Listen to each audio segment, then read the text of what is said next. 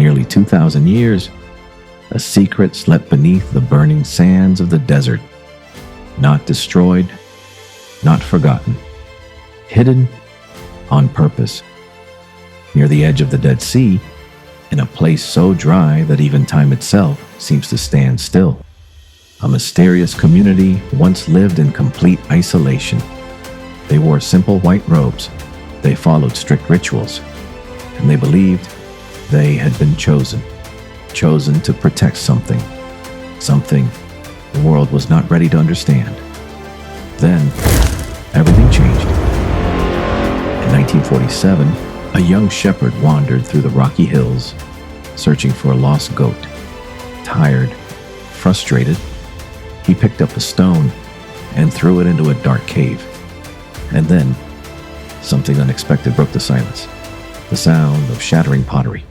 He froze, then slowly, carefully, he stepped inside. What he found would change history forever. Hidden in the shadows, inside ancient clay jars, were scrolls. Fragile, untouched, preserved for over 2,000 years. The world would come to know them as the Dead Sea Scrolls.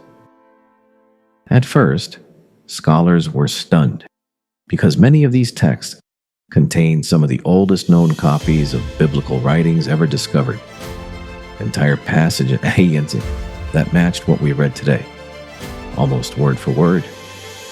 But that wasn't the real shock, because among those scrolls were other writings, strange writings, writings that spoke of a final battle between light and darkness, of chosen ones, of hidden knowledge, of truths never meant to be revealed. And suddenly, a dangerous question emerged. What else was left out? Who decided what would be remembered and what would be forgotten?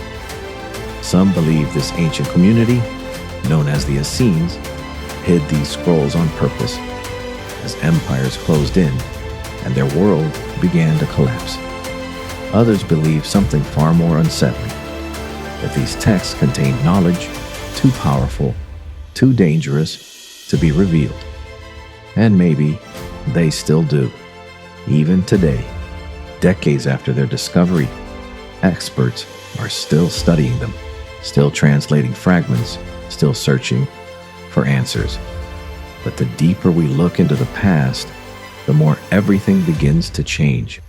Because maybe the truth was never lost.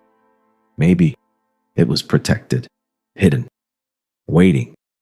And the real question is not just what was written in those scrolls, but why they were hidden in the first place, and who didn't want us to find them.